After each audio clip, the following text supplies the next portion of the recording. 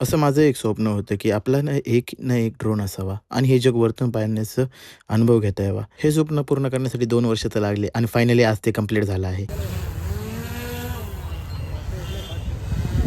आता आपले असेच काहीतरी वेगवेगळे व्हिडिओ आता वेगवेगळ्या अँगलने सुद्धा पाहता येतील. हे स्वप्न मोठंच होतं पण अवघड काही नव्हतं. तर फायनली आपण ड्रीम कंप्लीट केलं आणि आपला आवडतीचं ड्रोन घेतलेला आहे. आजचा दिवस आपल्यासाठी खूप मोठा होता म्हणून ह्या दिवसाची सुरुवात मारुतीच्या मंदिरात जाऊन पाया पडल्यापासून केली.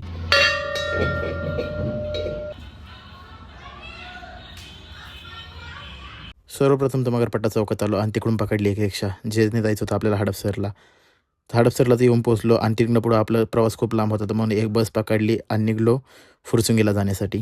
आज तो होता जो फायनल ड्रोन घ्यायचा दिवस. आज तर मी खूप नर्वस होतो. नर्वसनेसचं कारण तर नव्हतं माहिती. अगदीच थोड्याच वेळात काव्याचे मामासुद्धा आले होते. मग आपण त्यांच्यासोबत निघलो मुंबईला जाण्यासाठी. गाडी में बैठते कुछ देर चलते पहिले मामाने डायलॉग मारा, बियर पिएगा? असा प्रश्न विचारल्याच्या नंतर थोडासा लाजलो. त्यानंतर सांगितलं नाही. लोणावळ्यात गेल्यावरती थोडंसं ट्रॅफिक लागलं आणि तिकडून आम्ही जाऊन पोहोचलो फायनली मुंबईमध्ये. गाडीतनं बॅग वगैरे तर खाली करून घेतली आणि निघालो आम्ही CSTला जाण्यासाठी.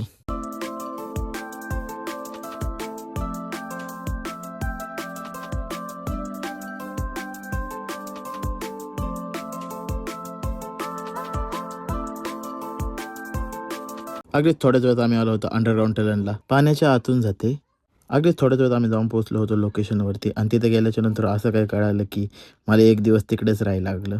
हा व्हिडिओ एंडपर्यंत पहा. तुम्हाला कळून जाईल की मला एक दिवस का जास्त राहायला लागलं होतं. मग काय बघू बोललं मुंबईची नाईट लाईफ कशी असते. मग काय मामांसोबत मी पण निघलो मुंबई फिरण्यासाठी.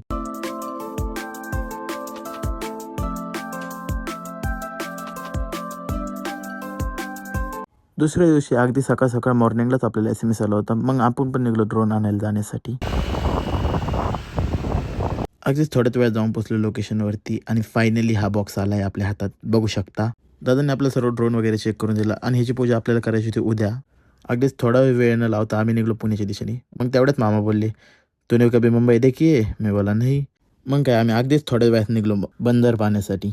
अगदीच थोड्याच वेळात आम्ही येऊन पोहोचलो होतो पोर्टवरती. इकडे सर्व प्रकारचे मासे विक्रीस येतात. ही बोट आहे. ह्या बोटने जाता येतं आपल्याला अलिबागला. ह्याच्यात आपली गाडी टाकायची आणि आपण थेट जातो अलिबागला. अगदीच थोड्या वेळात मामांना टाटा केलं आणि आपण पण निघलो घरी येण्यासाठी. माझ्या इतकं नशीब कोणाचंच खराब नसेल. का तर हे कारण तुम्हाला आता कळूनच जाईल.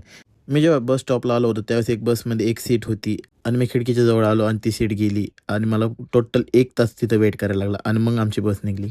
पुण्याला तर येऊन 2-3 दिवस झाले होते पण ड्रोनची काही पूजा केली नव्हती आणि फायनली आज टाईम काढून आपण पण निघलो आज ड्रोनची पूजा करण्यासाठी.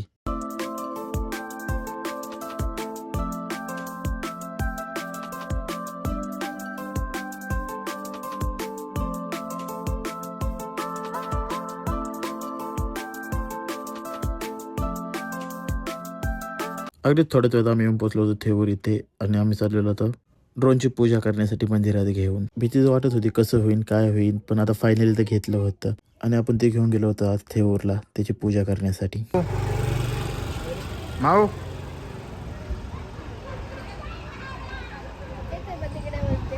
तेवढ्यात थोड्या वेळात काव्याला कळालं आता पेढे घ्यायचे म्हणून काव्या गेली पेढ्याचं बॉक्स सजेस्ट करण्यासाठी.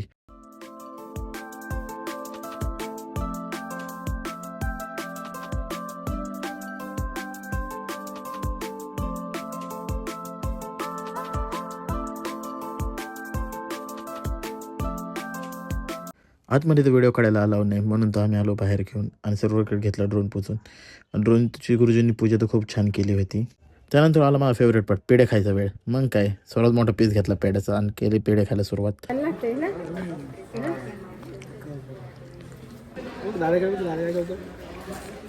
टाटा. चला मग काय केलं फोटोशूट्स आणि अशा प्रकारे झालं होतं ड्रोनचं पूजन कंप्लीट आणि फायनल निघायला लागणार होतं आपल्याला आता घराकडे.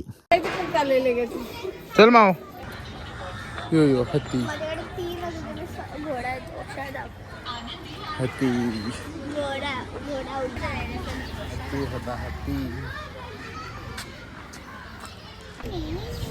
काय माव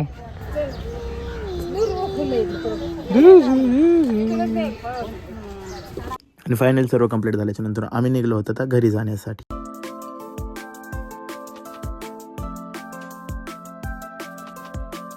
अगदीच थोड्याच वेळात ड्रोनची अनबॉक्सिंग सुद्धा केली आणि सर्व आतलं पाहिलं आणि त्यानंतर आपण पण निघलो मावला काकीला टाटा करून घराकडे येण्यासाठी. टाटा. मला रे. आणि दुसऱ्या दिवशी गेलो होतो आपण आपल्या फ्रेंडकडं ड्रोन फ्लाय करण्यासाठी.